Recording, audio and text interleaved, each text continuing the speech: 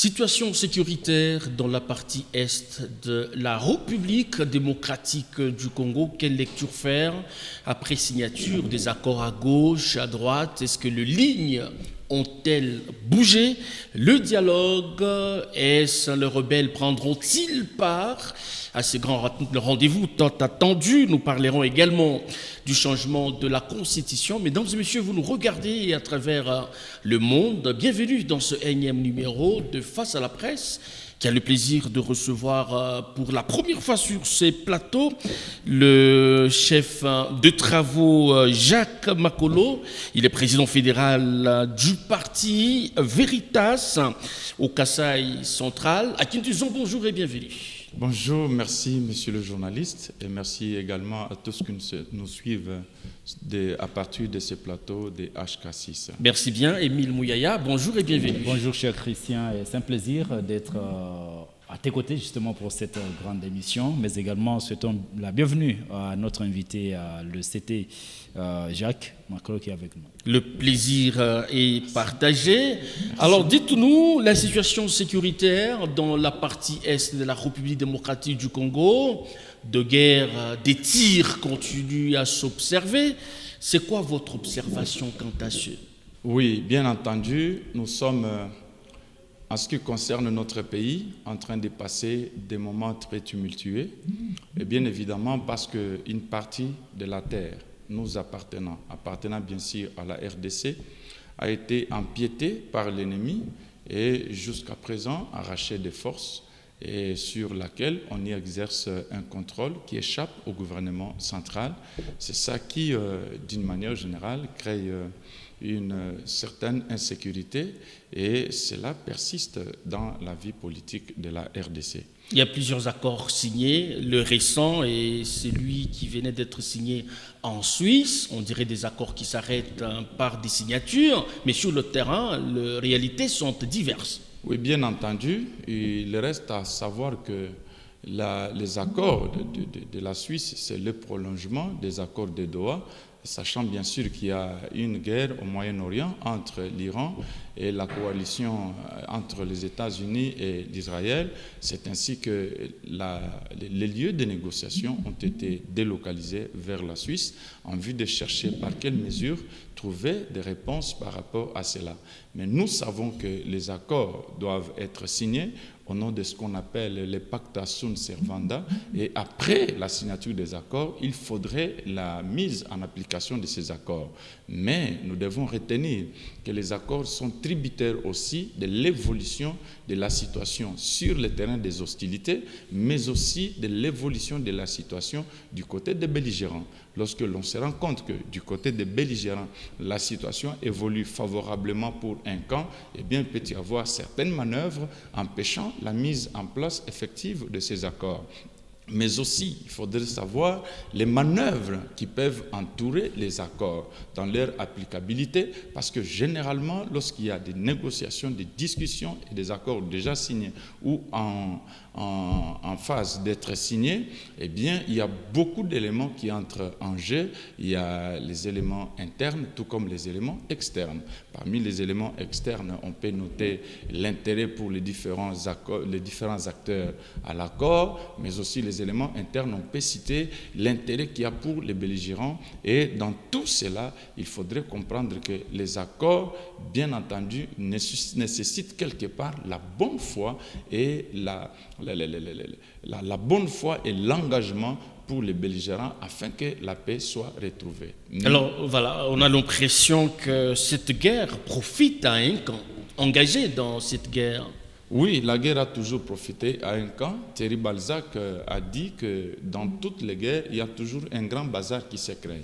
Et les grands bazars, c'est en quelque sorte ces commerces, ces trafics, ces intérêts cachés, ces non-dits de la guerre. Parce qu'en réalité, on peut vous dire, non, c'est pour une certaine opinion, c'est pour une certaine réalité, mais derrière chaque guerre, il y a toujours des objectifs économiques, il y a des objectifs mercantilistes que chaque fois, nous ne savons pas détecter. Et aujourd'hui, derrière la guerre de la RDC, il est noir sur blanc établi que ce qu'il y a, c'est le pillage des ressources minérales ou des ressources naturelles de la République démocratique du Congo, c'est que profitent soit les grandes puissances sous-traitant les pays voisins, notamment le Rwanda et d'autres pays bien sûr, ou encore des groupes armés qui écument l'Est de la RDC depuis aujourd'hui plus de 3 décennies.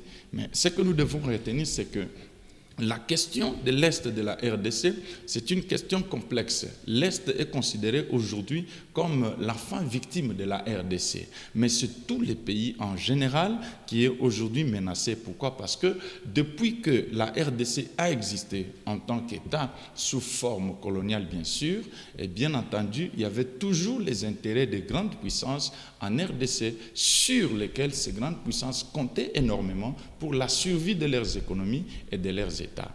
Mais la situation politique évoluant, nous n'avons pas compris que nous faisions l'objet des enjeux politiques internationaux. Nous avons géré les pays d'une certaine manière. Alors il faudrait que l'on comprenne que toutes les guerres qu'il y a aujourd'hui contre la RDC, elles lui sont Vous parlez de la faites. grande puissance, laquelle? Parce qu'elles sont multiples, qui seraient derrière cette guerre, dans la partie Est. Merci beaucoup. Vous savez que depuis la mise en place de la conférence de Bruxelles en 1876, eh bien, le roi Léopold II s'était énormément battu pour obtenir la gestion de la RDC qu'on appelait à l'époque l'Association internationale pour l'Afrique. Et cette Association internationale pour l'Afrique, vous comprendrez qu'un État devenait une association.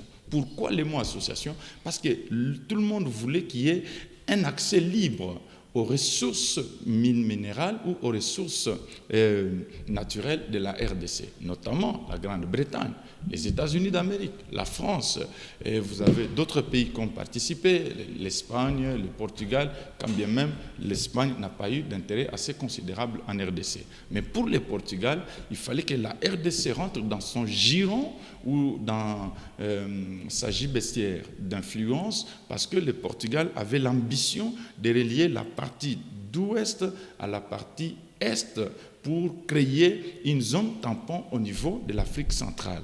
Et malheureusement, les États-Unis, l'Angleterre et la France ont empêché au Portugal, j'allais dire, de pouvoir avoir les mêmes mises sur la RDC. C'est ainsi que vous verrez, à la partie ouest, il y a l'Angola et à la partie est, il y a le Mozambique. Et tous les deux États ont été colonisés par le Portugal.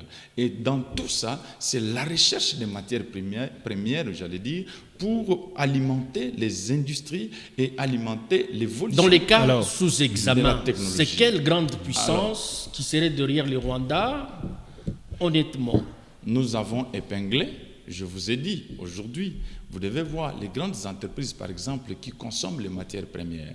Les matières premières sont consommées aux États-Unis, les matières premières sont consommées en Angleterre, les matières premières sont consommées en Chine, mais d'une certaine mesure, nous essayons d'exclure la Chine parce que la Chine ne sous-traite pas j'allais dire, les groupes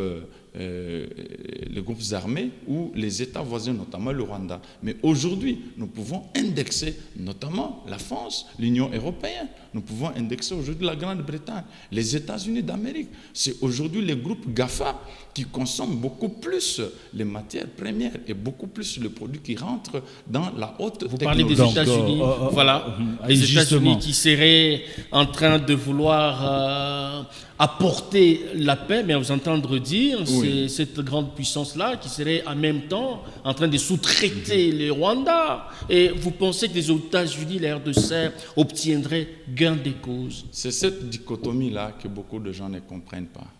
Vous savez, aujourd'hui, en relations internationales, le moteur de toute action dans les relations internationales, c'est l'intérêt.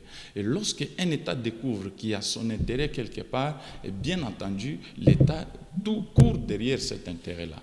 Si nous nous limitons à juste penser aux accords, aux engagements, aux arrangements diplomatiques, eh bien, nous risquons que cette guerre puisse prendre considérablement de temps, que la situation s'enlise sur le terrain et que parfois ça devienne une situation assez chaotique. Alors, Monsieur Jacques, à vous entendre parler, oui. Effectivement, on comprend que cette guerre à l'est de la RDC n'a pas seulement comme solution à l'interne. il y a aussi l'international qui est en train de jouer. Tout à fait. Mais vous venez de parler des États-Unis, alors que les États-Unis, de manière générale, l'on pense qu'il est de notre côté en tant que Congolais et soutiendrait la RDC. Mais à vous entendre parler, c'est comme si effectivement les États-Unis soutiendraient aussi le Rwanda pour faire pourrir la situation. Bon, je ne dirais pas nécessairement cela. Mais ce que je veux dire qu'aujourd'hui, si nous avons indexé les États-Unis, c'est que nous avons dit que les grandes entreprises qui consomment aujourd'hui les minéraux qui sortent par la guerre à l'est des États-Unis d'Amérique, ce sont les entreprises qui sont installées principalement aux États-Unis. Et aujourd'hui, vous voyez, avec les efforts que les États-Unis sont en train de mener, il y a un certain flou qui se crée. Parce qu'en même temps que les États-Unis signent les accords avec la RDC, en même temps les États-Unis signent les accords avec le Rwanda. Donc là, nous comprenons qu'il y a un double jeu qui est en train de nous être joué là-bas. Parce qu'aujourd'hui, l'Amérique ne pourrait pas intervenir simplement en RDC pour la RDC, mais l'Amérique intervient d'abord pour elle. Parce qu'aujourd'hui, il y a un principe américain qui dit « America First », c'est-à-dire l'Amérique d'abord. Et Trump, quand il vient au pouvoir, il vous dit « America Great Again », c'est-à-dire l'Amérique grande encore. C'est-à-dire une Amérique qui n'entre plus dans le multilatéralisme, une Amérique qui traite avec chaque acteur de gré à gré, face à face. C'est ainsi que vous avez vu, pour Trump, il n'y a pas de multilatéralisme. Alors, si vous êtes en train de jeter beaucoup plus la grande responsabilité de cette guerre par les multinationales qui sont derrière le Rwanda, mais ici à l'interne, on vous parle des causes profondes de la crise sécuritaire. Est-ce que c'est la même chose ou bien c'est une récupération politique simplement? Ce n'est pas une récupération politique simplement. Vous savez que lorsque la RDC accède à l'indépendance, nous sommes cette fois-là en 1960, vous verrez que immédiatement après l'indépendance, parce que Lumumba demande une indépendance immédiate et totale, eh bien, il ne demande pas simplement une autonomie de gestion politique, mais il demande aussi une autonomie de gestion économique. Alors, sachant que la Belgique ne devait que s'appuyer sur la RDC pour la survie de son économie, et aujourd'hui, la Belgique, elle est construite, elle est ce qu'elle est, c'est grâce à ce qu'elle a puisé en République démocratique du Congo. Amputer la RDC à la Belgique, c'était noyer automatiquement l'économie belge. C'est ainsi que le roi Baudouin demanda à son temps que l'indépendance économique reste encore dans les mains de la Belgique et que la RDC obtienne l'indépendance politique. Alors, Lumumba va dire, niet, nous avons besoin d'une indépendance totale et immédiate. Et c'est ça la déclaration qui va valoir à Lumumba, je peux dire aujourd'hui, son départ. Pourquoi? Parce que refuser à la Belgique ce qu'elle devait avoir en République démocratique du Congo, c'est refuser aux États-Unis, à la France et à d'autres États qui sous-traitent la Belgique. Je vous ai dit que l'État indépendant du Congo qui a été créé cette fois-là a été créé comme un protectorat parce que le roi des Belges, Léopold II, n'exerçait qu'une gestion sur ce qui lui a été octroyé. L'Amérique, au nom de la destinée manifeste, ne pouvait pas assurer la colonisation. Parce que l'Amérique a combattu contre la colonisation vis-à-vis de la Grande-Bretagne. Alors, la France, ayant déjà autant de l'open de terre en Afrique, avait déjà suffisamment de moyens. C'est ainsi que la Belgique, bien entendu, pas même la Belgique, mais Léopold II, parce que les démarches diplomatiques qui ont été menées pour l'obtention de la RDC étaient des démarches de manière personnelle. C'est ainsi que le roi Léopold II va créer l'État indépendant du Congo comme un bien privé personnel. Ce nom-là d'État indépendant ne veut pas dire que la RDC est un État indépendant, mais voudrait juste dire qu'il y a une nette séparation entre ce qui appartient à la Belgique et ce qui appartient au roi. Alors, qu'est-ce que l'on doit faire aujourd'hui? Parce que la guerre est persistante, il y a des accords qui sont signés, oui, qui ont des effets que sur papier. Oui. En tout cas, sur le terrain, il n'y a pas grand-chose. Oui. Qu'est-ce qu'on doit faire? Mais je commence d'abord par vous parler des causes, parce que là, nous sommes au niveau des causes profondes. C'est lorsque maintenant les Lumumba et compères vont obtenir l'indépendance qu'immédiatement après l'indépendance, la guerre va être faite à Lumumba pour créer le chaos, créer l'ingouvernabilité et revenir prendre les minéraux d'une certaine manière. C'est ça le chaos, c'est ça les causes internes. Donc, je veux parler des causes externes qui créent des causes internes. Et cette ingouvernabilité va amener aujourd'hui à ce que nous avions appelé la sécession katangaise, la sécession kassaïenne, les guerres d'après-indépendance, l'assassinat de Lumumba. Et on va chercher un gouvernant qui va être d'obédience occidentale, le président Mobutu qui va être installé au pouvoir. Il accepte tout ce que l'Occident désire, il donne tout ce que l'Occident demande et il est au pouvoir. Et la RDC devient par ailleurs un État mal gouverné. C'est ça la mauvaise gouvernance qui constitue aujourd'hui l'une des causes endogènes de la gestion, parce que là, ça crée la frustration. Lorsqu'il y a la frustration, il y a la guerre. Et bien entendu, c'est cette frustration qui va amener Laurent Désiré Kabila à prendre les armes contre Mobutu, encore une fois de plus, par la bénédiction des Occidentaux. Voyant que Mobutu était fatigué, qu'il ne pouvait plus rien, alors il fallait maintenant. Est-ce que vous avez l'impression que le passé se répète, les mêmes événements en République démocratique du Congo? Bien entendu, c'est là où j'interpelle la conscience des Congolais. Que si nous n'avons pas bien examiné notre histoire, nous risquerons de vivre au fur et à mesure que nous avançons les mêmes événements. Parce que les mêmes causes restant par ailleurs égales, et bien entendu, les événements continueront toujours à se produire. On parle de la tenue du dialogue qui serait une des voies de sortie de crise. Est-ce que vous partagez cet avis? Au départ, je partageais cet avis du dialogue, mais avec ce que je venais de vous dire par rapport aux éléments internes tout comme externes, là, il faudra encore se remettre en question. Vous savez, aujourd'hui, nous pouvons dialoguer, mais pour quelle cause, pour quelle fin? Nous pouvons dialoguer, mais avec qui et comment? Pour la 40e fois. Le dialogue n'est pas en soi un mot nouveau dans ces pays. Il y en a et il y en aura toujours. Mais est-ce que vous pouvez vous poser des questions? Les pays se sont-ils développés avec le dialogue? Vous en avez un exemple? Vous en avez un modèle où un État s'est développé avec le dialogue? C'est une question. Tout le monde peut réfléchir là-dessus. Et à la place, vous préconisez quoi? Alors, à la place, ce que nous pouvons préconiser, c'est de réorganiser l'armée, de réorganiser la capacité de gouvernance de l'État, le déploiement de l'autorité de l'État. Aujourd'hui, nous avons un problème sérieux. L'État ne fonctionne que dans les centres urbains. Dès lors que vous n'êtes pas dans les centres urbains, vous allez vous rendre compte que nous sommes dans un quasi ou dans Est-ce que vous avez des cas patents auxquels vous faites allusion? Quelle partie du pays serait non respectueuse, par exemple, des dispositions légales? Non, ce n'est pas que non respectueuse des dispositions légales. Mais lorsque vous circulez aujourd'hui en RDC, vous trouverez que l'administration, l'autorité de l'État, c'est le déploiement de l'administration publique. Vous pouvez trouver une administration publique qui existe, mais qui n'est pas outillée, par exemple. Où c'est? Voilà, ici, il faudrait nous illustrer par deux cas. Ok, moi je viens du Kassai central. Vous m'avez présenté ici comme interfédéral du Kassai central.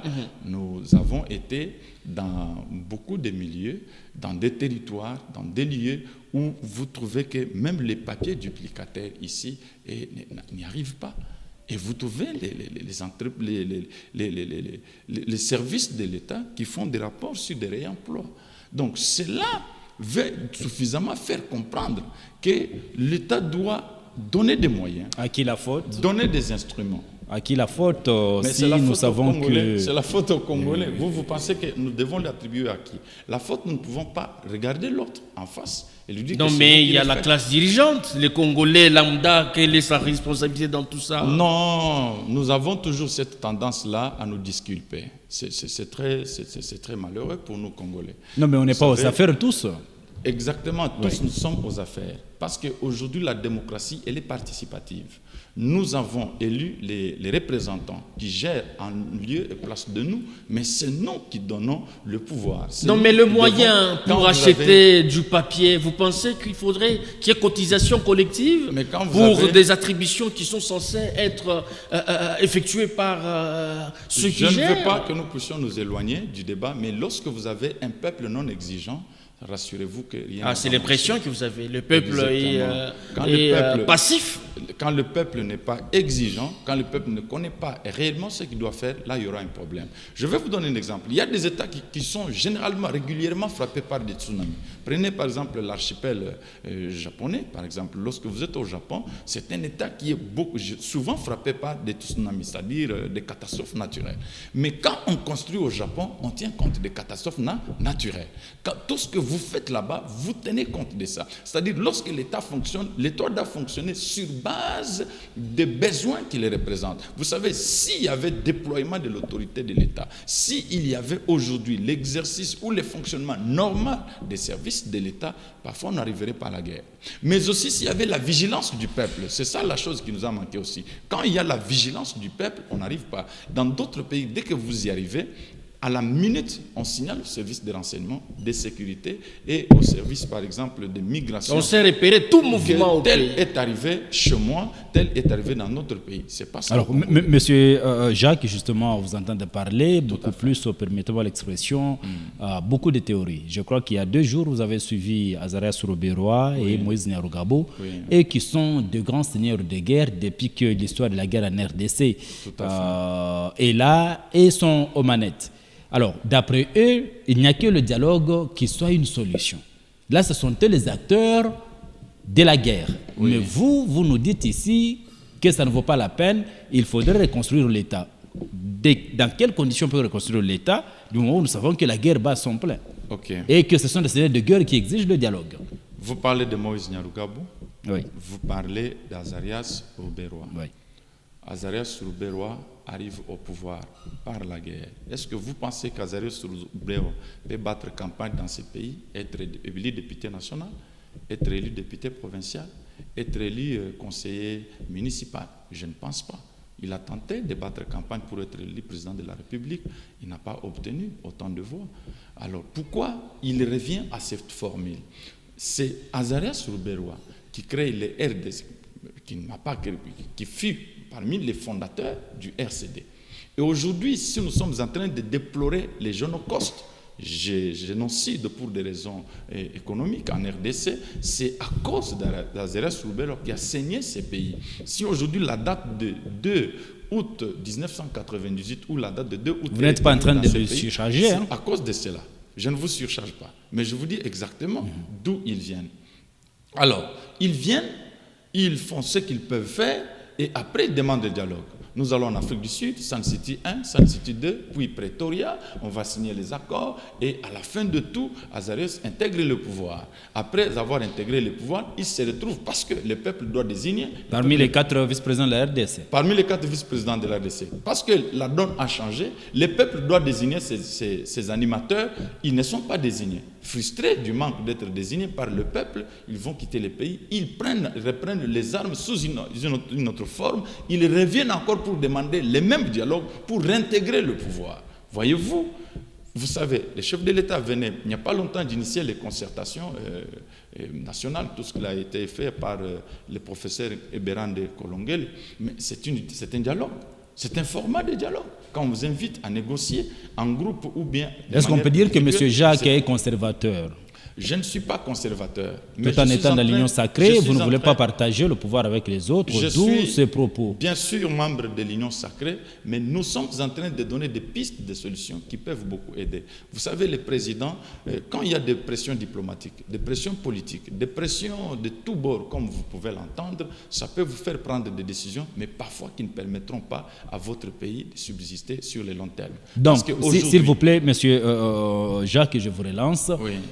Aujourd'hui, si l'on s'en tenait à votre opposition, oui, vous voudrez justement que l'on puisse reconstruire l'armée et faire face à ce qui va. En entretemps, la partie de l'Est est sous occupation et la situation est en train de s'enliser.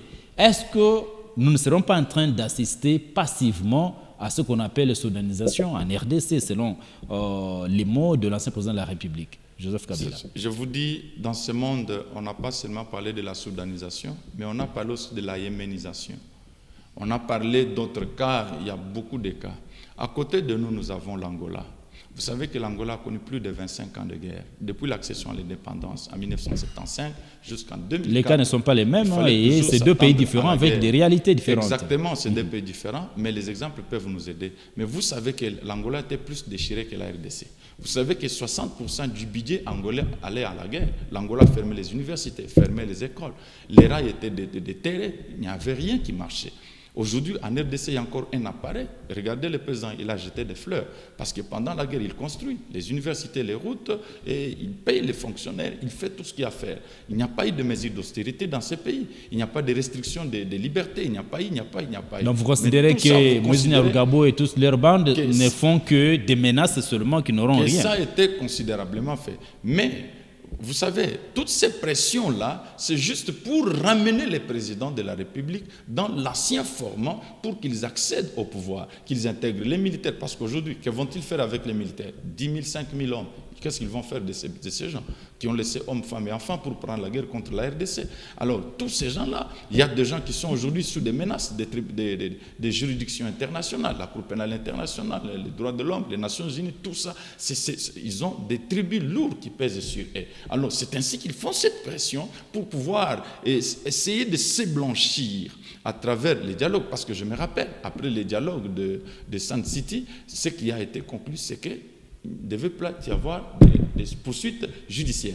Ni Azarias, ni Nyarugabo que vous avez cité, tous ceux qui avaient fait la guerre à ces pays n'ont pas été poursuivis. Alors, on ne va pas citer Jean-Pierre Bemba aussi. Jean-Pierre Bemba aussi, nous devrions le citer. Il n'a pas été poursuivi et par conséquent, ils ont été bonifiés avec le pouvoir, ils ont accédé au pouvoir, ils ont géré et certains sont revenus, comme on a toujours dit, chasser les naturels. Ils reviennent au Ghana. Alors, est-ce qu'on peut dire que l'annonce faite par le président de la République de la tenue prochaine du dialogue serait en quelque sorte une désolation pour vous au regard des précédents dialogues qui n'ont pas apporté des solutions assidues au pays? Ce n'est pas en soi une désolation, mais il faudrait que la situation, qu'il y ait aussi évolution de la situation sur le terrain des hostilités. Vous savez, si la situation n'a pas changé sur le terrain des hostilités, le dialogue sera à l'avantage des adversaires, des ennemis, pas même des adversaires.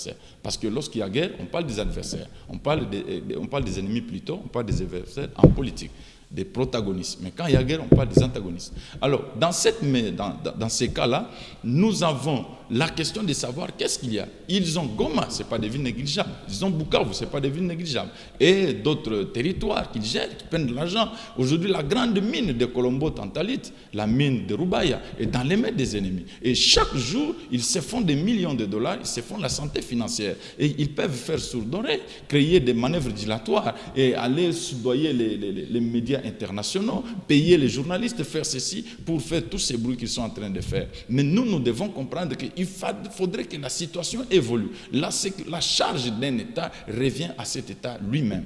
Donc, à ses habitants, à ses individus, à ceux qui les constituent. C'est ça, c'est que d'ailleurs, Veritas est en train de prôner. Il faudrait que l'homme soit capable de gérer son territoire, l'homme soit capable de gérer ses terres, ses ressources, soit capable de créer des lois qui les respectent. Alors, en cas de la tenue du dialogue, à qui cela profiterait? Vous venez de dire, le rebelle occupe de mines richissimes. Visiblement, ils n'ont plus envie d'autre chose. Exactement. Mais à qui profiterait la tenue du dialogue? C'est ce que nous disons. Dans l'état actuel, si la situation n'a pas changé, si les choses n'ont pas évolué dans la conduite des hostilités en faveur des FARDC ou de la RDC, le dialogue profiterait aux rebelles parce qu'ils vont intégrer le gouvernement, ils donneront des cahiers de charges, ils vont commencer à dire des choses. Vous avez suivi aujourd'hui, certains politiciens ont commencé même à demander que tel ou tel autre participe au dialogue. Et tout cela, même le format va changer, l'orientation va changer et nous reviendrons à la case du départ. La crainte que nous avons pour ces pays, c'est la case du départ. Nous sommes en guerre, on ne peut plus craindre la guerre, mais nous devons nous battre pour nous en sortir de cette guerre. C'est qu'aujourd'hui, je peux demander au Congrès, recours à la force. D'abord d'abord la résilience. Nous devons être un peuple résilient. Entre la France et l'Allemagne, il y a eu la guerre des 100 ans. Mais l'Allemagne n'avait jamais lâché l'Alsace-Lorraine. Vous comprenez? Et la France, j'allais dire, n'avait jamais lâché l'Alsace-Lorraine. Chaque fois, quand bien même l'Allemagne annexait l'Alsace-Lorraine, la France s'est réorganisée. En France, il y a des temps, selon l'histoire diplomatique, où ça manquait même de la viande dans la boucherie. Et les gens pouvaient manger même les souris dans des maisons. Les Français. Mais aujourd'hui, voilà. Si vous me permettez, allez-y. Aujourd'hui, les Français se sont battus. Et par les textes internationaux, et par les institutions internationales, et par la France elle-même, aujourd'hui, ils ont gagné l'Alsace-Lorraine. Et toute cette province appartient définitivement à la France. Mais il y a eu 100 ans de guerre entre la France et l'Allemagne. La C64 ne voudrait pas vous voir aboutir au changement de la Constitution. C'est pareil aussi pour l'ennemi agresseur qui dit Fathi ne doit pas toucher à l'actuelle Constitution parce que l'ennemi ne voit aucun danger, aucune menace que présenterait l'actuelle Constitution. Pourquoi voulez-vous en arriver au changement? L'actuel président, c'est un président conservé. Ça, je veux vous le dire. Vous savez, aujourd'hui, la grande menace qu'il y a pour les étrangers, la grande menace qu'il y a pour les sociétés multinationales, la grande menace qu'il y a pour les États voisins qui ont toujours une intention belliqueuse contre la RDC en vue de pouvoir sucer les richesses de la RDC, cette grande menace, c'est la présence du président Félix au pouvoir. Vous savez ça? Le président Paul Kagame dit, l'autre là va partir et l'autre aussi va partir. L'autre là, il parle de qui? De Trump, parce qu'il sait que Trump a 4 ans de pouvoir. L'autre là aussi va partir, c'est Félix, parce qu'il sait que Félix a 5 ans de pouvoir. Et il sait que lui a une longévité au pouvoir. Voyez-vous? Et il sait qu'il va continuer la guerre, qu'il va continuer à se faire la bonne santé. Aujourd'hui, les Rwandais sans la RDC, c'est comme une voiture sans carburant. Est-ce que vous voyez aujourd'hui à la télévision Kagame montrer encore des routes? Vous voyez aujourd'hui à la télévision Kagame montrer des hubs économiques. Vous voyez aujourd'hui à la télévision, on vous montre encore Kagame a fait ceci, des stades, de ceci. Pourquoi les choses se sont estompées? Pourquoi les choses se sont arrêtées au Rwanda? À votre avis? C'est parce qu'il y a une pression que la RDC a exercée sur lui. Il y a une pression que la RDC a exercée sur ses minéraux. La pression que la RDC dit non, nous ne voulons plus que l'on vienne piller ce que nous possédons. Vous voulez y accéder, alors nous établissons des mécanismes universels d'accessibilité qui permettent que vous bénéficiez et que nous aussi nous bénéficions. Mais comme il ne comprend pas les langages de la coopération et de l'économie, il veut toujours les langages de la barbarie, de la guerre et les langages du pillage. Voilà pourquoi Kagame ne comprend rien. Qu'est-ce que ça a à voir avec les changements de la Constitution? Alors, cela a à voir avec les changements de la Constitution parce qu'aujourd'hui, on ne voudra pas qu'un président responsable soit là. Et d'ailleurs, pendant cette période de guerre, moi, je trouve que ceux qui continuent à parler du changement de la Constitution ne cautionnent pas la Constitution elle-même, parce que la Constitution elle-même dit que l'on ne peut pas réviser ou voir la Constitution en temps de guerre. C'est déjà non, ça ne devrait pas être une question d'actualité. Bien entendu, ça ne devait pas être une question d'actualité, mais pourquoi si nous ça avons compris qu'aujourd'hui, la Constitution est une question d'actualité, c'est parce que le leader qui gouverne le pays a une vision. Il a une compréhension des choses. Aujourd'hui, beaucoup de gens ne comprennent pas. C'est peut-être les chauffeurs qui vous disent que cette voiture est en panne. C'est le chauffeur qui vous dit, je sens les tripodes qui font des bruits. Je sens derrière moi que les suspensions ne sont pas bonnes. Alors, il faudrait essayer de revoir qu'est-ce qu'on peut revoir dans ce véhicule pour qu'il soit en bon état. Et lorsqu'aujourd'hui, le président Félix est en train de conduire la RDC et avoir tout ce qu'il a engrangé comme évolution, développement pour ces pays, aujourd'hui, nous ne faisons pas, étant bien sûr de l'Union sacrée, je peux vous dire, regardez aujourd'hui la liaison entre Kinshasa et Lubumbashi et Kasumbalesa, Banana Kasumbalesa est en train de devenir effective par route. Aujourd'hui, les universités sont construites de ceci. Moi, j'enseignais dans une université où dès qu'il est 10 heures, vous quittez la salle. Vous ne pouvez pas enseigner. C'était des entrepôts. On enseignait dans des entrepôts. On n'était pas dans des universités. Et aujourd'hui, tu peux entrer à l'université et enseigner dans un cadre moderne, un cadre classe, enviable. Donc, si je vous comprends très bien, s'il vous plaît, monsieur Jacques, merci. D'après vous, on changerait la Constitution du fait que, de l'autre côté, le Rwandais est toujours là il faudrait que le chef de l'État, Tshisekedi, demeure et pas nécessairement par rapport aux réalités que nous sommes en train de vivre au pays. Parce que la menace rwandaise étant permanente, la personne idéale ou providentielle pour terminer cette menace, il n'y a que le président Tshisekedi. Ça, c'est une question absolue. Ce que vous dites, c'est exactement cela. Vous savez, aujourd'hui, les combats que mène Félix, c'est les combats pour arracher la RDC des guerres, je peux dire des becs de faucons. Les faucons ne voudront pas que la RDC soit lâchée. Mais est-ce que, s'il vous plaît, vous êtes chef de travaux, vous êtes enseignant à l'université, on fait le changement de la Constitution sur base des réalités sociaux, ou bien justement sur la tête de la personne. Parce que là, vous parlez personne, vous ne parlez pas de réalité sociale qui peut faire en sorte que la Constitution soit changée. Bien entendu. Quand vous dites que nous faisons pour que ce que Tshisekedi fait soit pérennisé, ce n'est pas une réalité sociale. Non, mais tout est délimité par rapport à la Constitution. C'est une réalité sociale. Écoutez, s'il vous plaît, la Constitution, c'est la volonté du peuple.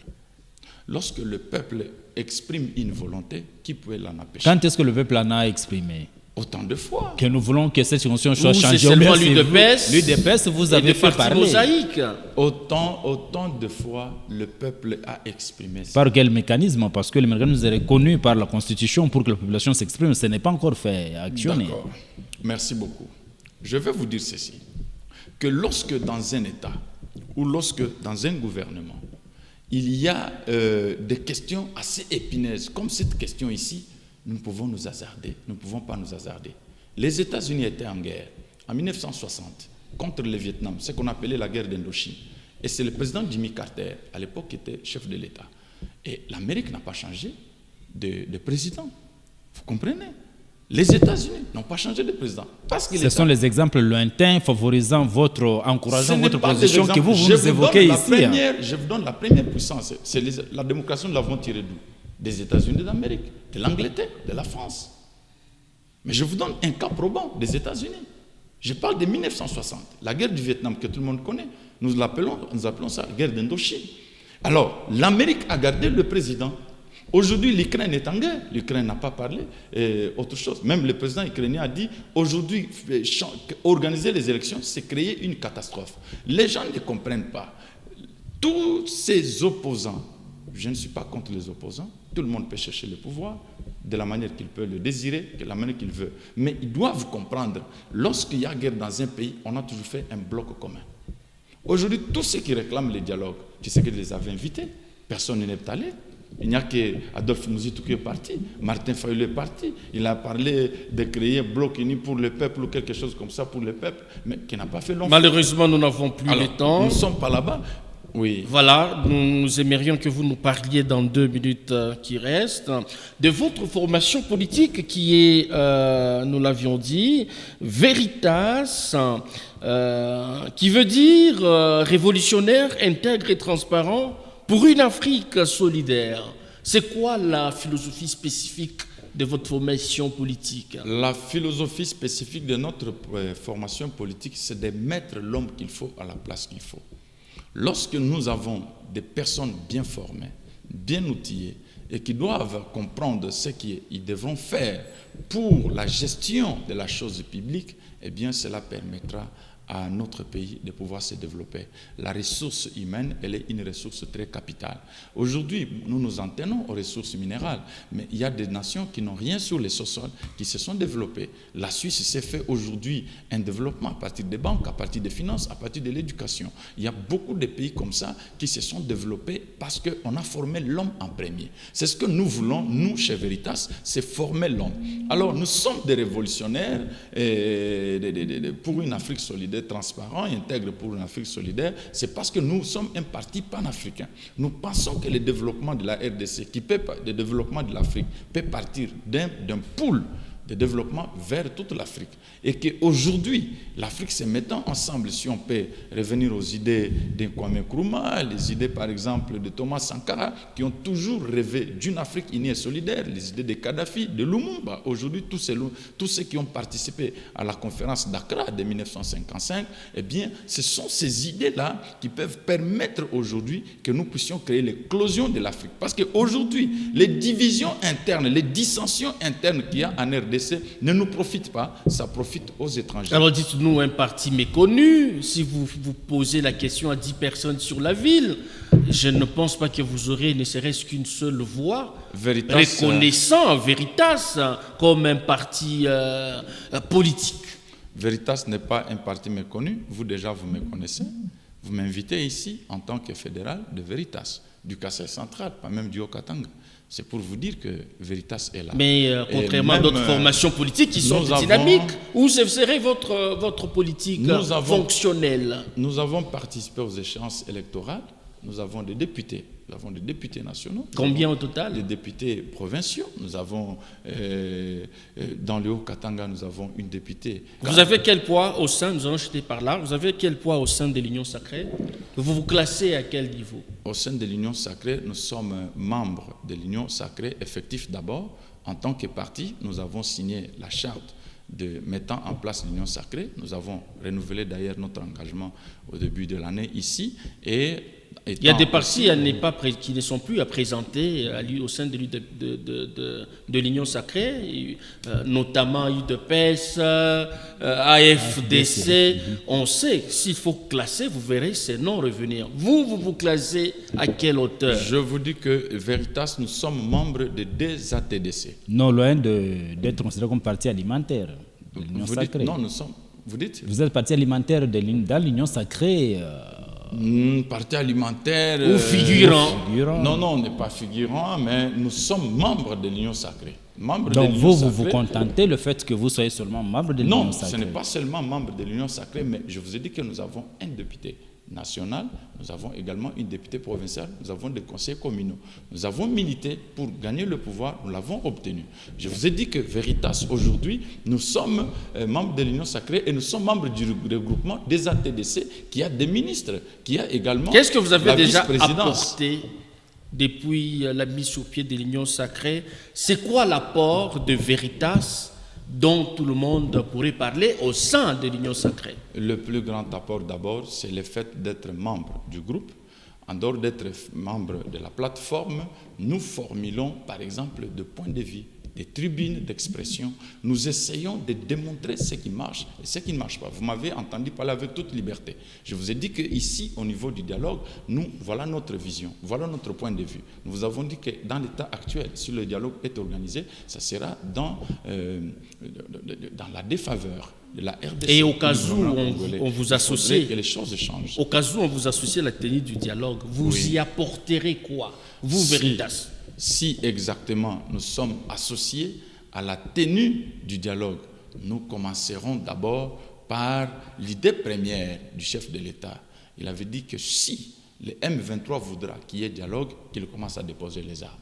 C'est très important. Ce qui reste jusque-là comme chimère, hein, parce qu'ils ne sont pas de ce goût-là. Tout à fait. Tout en sachant que dans beaucoup de cas, vous considérez, vous, de l'Union sacrée, comme des roublards. Non.